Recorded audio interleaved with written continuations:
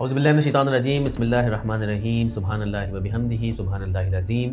وَلَقَدْ نَصَرَكُمُ اللَّهُ بِبَدْرٍ وَأَنْتُمْ أَذِلَّةٌ فَاتَّقُوا اللَّهَ لَعَلَّكُمْ تَشْكُرُونَ صدق اللہ العظیم۔ اور جب ہم نے بدر کے میدان میں تمہاری مدد کی حالانکہ تم کمزور تھے، بے شک اللہ سے ڈرو اور امید ہے کہ تم شکر گزار بنو گے۔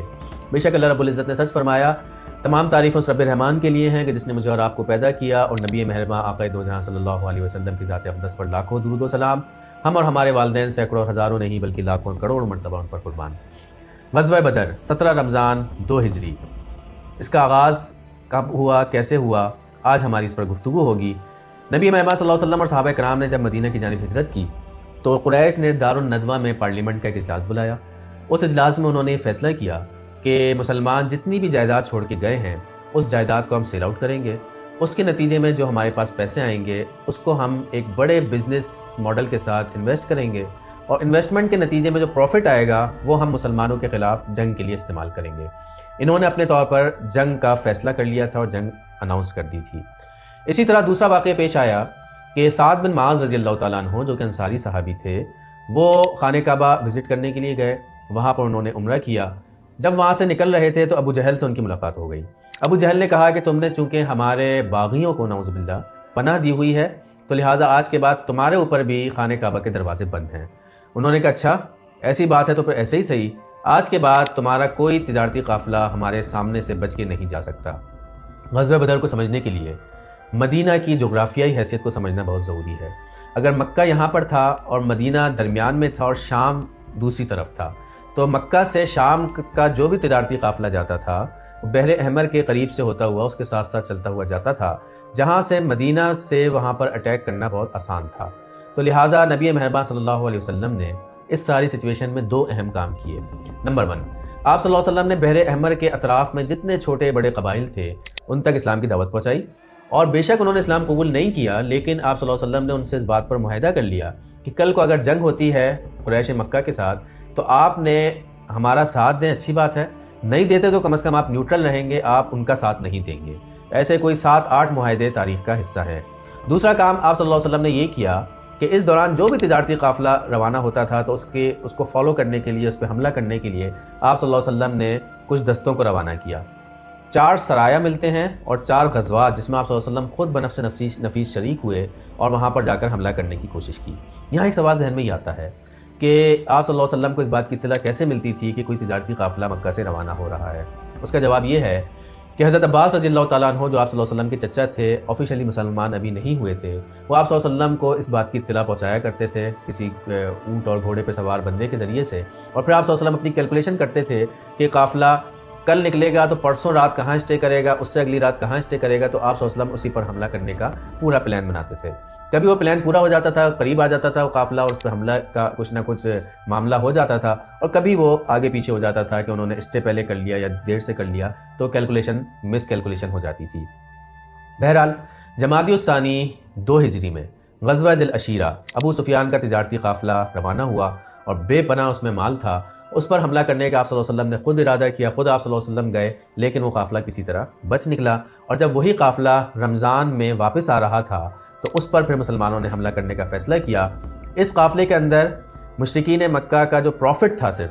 اور یہ وہی پروفٹ تھا جو مسلمانوں کے مال سے کمایا ہوا تھا، وہ 4 ارب 84 کروڑ سم تھنگ تھا، اور یہ اتنا بڑا مال تھا کہ جب ابو سفیان کو اس بات کا اندازہ ہوا کہ اس کے قافلے پر حملہ ہونے والا ہے، اس نے ایک بندہ مکہ دوڑا دیا، وہاں جا کے اس نے اعلان کر دیا کہ قافلہ لٹنے والا ہے، تمہارا سارا دولت اور مال جانے والی ہے، تو لہٰذا مشرکین مکہ نے جنگ کی تیاری شروع کر دی۔ مین وائل یہ ہوا کہ ابو سفیان قافلہ کو بچا کر کسی طرح مکہ پہنچ گیا، اور وہاں سے کوئی 1300 افراد چل پڑے، مکہ سے روانہ ہوئے مسلمانوں پر حملہ کرنے کے لیے۔ 1300 میں سے پھر بنو زہرہ کے 300 افراد بعد میں واپس ہو گئے ابو سفیان کی تجویز پر کہ اب ہمیں جنگ نہیں کرنی چاہیے کیونکہ ہمارا سامان بحفاظت واپس آ گیا ہے، لیکن ابو جہل اس بات پر مصر تھا کہ اب ہم نے جنگ کرنی ہے، ہم تیاری کر کے آئے ہیں۔ بدر کا میدان سجا، مسلمانوں کی تعداد 313 تھی، دوسری طرف 1000 کا لشکر تھا،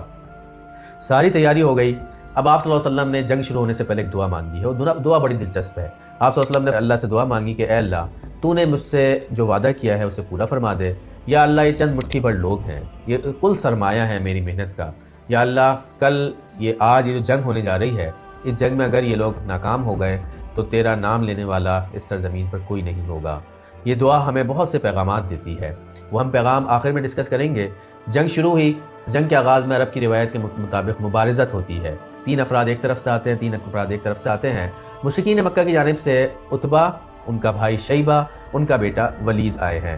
مسلمانوں کی طرف سے حضرت عوف رضی اللہ تعالیٰ عنہ، معاوض رضی اللہ تعالیٰ عنہ اور عبداللہ بن رواحہ سامنے آئے۔ عتبہ نے ان سے پوچھا کہ ہو آر یو، آپ کون ہیں؟ جب انہوں نے اپنا تعارف کرایا تو عتبہ نے کہا کہ نہیں، آپ ہماری ٹکر کے نہیں ہیں، ہمیں تو جو مقابلہ کرنا ہے وہ مکہ والوں سے کرنا ہے، تو اپنی ٹکر کے، ہماری ٹکر کے بندے بھیجو۔ آپ صلی اللہ علیہ وسلم اس سے پہلے کہ کسی کو بھیجنے کا فیصلہ فرماتے، خود عتبہ کے بیٹے ابو حذیفہ رضی اللہ تعالیٰ عنہ جو کہ مسلمانوں کی صف میں موجود تھے، انہوں نے آگے بڑھ کر جانا چاہا، لیکن آپ صلی اللہ علیہ وسلم نے ان کو روک دیا۔ پھر آپ صلی اللہ علیہ وسلم نے عتبہ کے مقابلے میں حضرت حمزہ رضی اللہ تعالیٰ عنہ کو بھیجا، ولید کے مقابلے میں عبیدہ بن حارث جو آپ صلی اللہ علیہ وسلم کے فرسٹ کزن تھے ان کو بھیجا، چچا زاد بھائی تھے، اور حضرت علی رضی اللہ تعالیٰ عنہ کو شیبہ کے مقابلے میں بھیجا۔ آغاز ہوا، ہمارے مسلمانوں نے تینوں نے ان کے تینوں افراد کو قتل کر دیا۔ عبیدہ بن حارث زخمی ہوئے تھے، بعد میں اسی زخم سے ان کی شہادت ہوئی۔ جنگ شروع ہوئی، صحابہ کرام بتاتے ہیں کہ ہم نے ایسے فرشتے دیکھے ہیں کہ جو اس سے پہلے ہم نے زندگی میں نہیں دیکھے۔ ہم تلوار اٹھانے کے لیے، تلوار اٹھاتے تھے مارنے کے لیے، تو ایسا لگتا تھا کہ پہلے سے کسی نے مشرکین مکہ کا گلا ختم کر دیا ہے، اسے مار دیا ہے، تو ہم نے محسوس کیا کہ کوئی ہماری مدد کر رہا ہے۔ قرآن اس کی طرف سورہ انفال میں تفصیل کے ساتھ اشارہ کر رہا ہے، اور جو شعر بڑا مشہور ہے کہ فضائے بدر پیدا کر فرشتے تیری نصرت کو اتر سکتے ہیں گردوں سے، قطار اندر قطار اب بھی۔ یہ جنگ ایک پیغام تھی پوری رہتی دنیا کے لیے، حق اور باطل میں فرق کرنے والی یوم الفرقان تھی کہ کس طرح 313 کے لشکر نے 1000 کے لشکر کو شکست دی۔ اس جنگ میں جو اہم واقعات ہوئے ہیں، عبد الرحمن بن ابی بکر رضی اللہ تعالیٰ عنہ اس جنگ میں مشرکین کی طرف سے شریک تھے۔ بعد میں صدیق اکبر سے کہتے ہیں کہ ابا جان، جنگ کے دوران ایک وقت ایسا آیا کہ میری تلوار تھی اور آپ کی گردن تھی، بس ایک دفعہ میں ہاتھ اٹھاتا اور پھر آپ کی گردن کٹ جانی تھی، لیکن میں نے سوچا کہ بہرحال آپ میرے باپ ہیں، میں نے آپ کو چھوڑ دیا۔ صدیق اکبر نے فرمایا، بیٹا تو نے تو مجھے چھوڑ دیا، لیکن خدا کی قسم مجھے ایسا کوئی موقع ملتا تو میں تجھے کبھی نہ چھوڑتا، کیونکہ یہ اسلام اور کفر کے درمیان فرق کرنے کا موقع تھا اور میں نے اسلام کا ساتھ دینا تھا۔ حضرت ابو عبیدہ بن جراح رضی اللہ تعالیٰ عنہ نے اس جنگ میں اپنے والد کو قتل کیا۔ عمر بن خطاب رضی اللہ تعالیٰ عنہ نے اپنے ماموں عاص ابن حشام کو قتل کیا۔ تو یہ وہ جنگ تھی کہ جس کے اندر رشتہ دار آپس میں ایک دوسرے سے لڑ رہے تھے، لیکن فرق کیا تھا کہ ایک طرف اسلام تھا اور دوسری طرف کفر تھا۔ تو اس پوری جنگ کا جو میسج ہے وہ یہ ہے کہ جب اسلام کی بات ہو، اسلام کی تعلیمات ہوں، تو آپ نے کسی چیز پر کمپرومائز نہیں کرنا، چاہے وہ آپ کے قریبی رشتہ دار ہی کیوں نہ ہو۔ اپنی خواہشات کے آگے اسلام کی تعلیمات کو کبھی بھی کمپرومائز نہیں کرنا۔ اسلام کا حکم آ جائے تو اپنی خواہش کو قربان کر دینا ہے، اسلام کا حکم آ جائے تو اپنے رشتہ داروں کو قربان کر دینا ہے۔ تو یہ جنگ ہمیں اس بات کا پیغام دیتی ہے۔ دوسرا پیغام ہمیں جنگ یہ دے رہی ہے غزوہ بدر، کہ دیکھیے نبی مہربان صلی اللہ علیہ وسلم اللہ کی محبوب ترین ہستی تھے۔ اگر آپ صلی اللہ علیہ وسلم چاہتے تو مسجد نبوی میں بیٹھ کر آپ صلی اللہ علیہ وسلم یہ دعا مانگتے کہ اللہ یہ چند مٹھی بھر لوگ ہیں، ان کو کامیاب کر دے، تو اللہ تعالیٰ کامیاب کر دیتے۔ لیکن مجھے اور آپ کو نبی صلی اللہ علیہ وسلم نے سکھانا تھا، یہ سنت زندہ کرنی تھی کہ پہلے تدبیر کی جائے گی، پہلے ساری کوششیں ہوں گی، اس کے بعد یا اس کے ساتھ ساتھ دعائیں ہوں گی۔ عزیزان من، ہم سب کو اس بات کا علم ہے کہ ہم ذاتی معاملات میں پہلے کوششیں کرتے ہیں اور پھر دعا کرتے ہیں، لیکن معاملہ ہے اسلام کے نظام کے نفاذ کا، ہم چاہتے ہیں کہ دعاؤں سے ہو جائے۔ مولوی صاحب ذرا دعا کرا دیجئے گا کہ اسلام غالب آ جائے، اسلام کا نظام نافذ ہو جائے۔ ہم چاہتے ہیں کہ غزہ دعاؤں سے آزاد ہو جائے، ہم چاہتے ہیں کہ کشمیر دعاؤں سے آزاد ہو جائے۔ تو عزیزان محترم، نبی مہربان صلی اللہ علیہ وسلم کی سیرت ہمیں بتاتی ہے، غزوہ بدر کے تناظر میں بتاتی ہے کہ پہلے تدبیر اختیار کی جائے گی، پہلے ساری کوششیں ہوں گی اور اس کے ساتھ پھر دعا ہوگی۔ اللہ رب العالمین 17 رمضان المبارک کو ہونے والی اس غزوہ بدر کے ذریعے سے جو ہمیں پیغام ملا ہے، اس پیغام پر عمل کرنے کی توفیق عطا فرمائے۔ وما علینا الا البلاغ المبین۔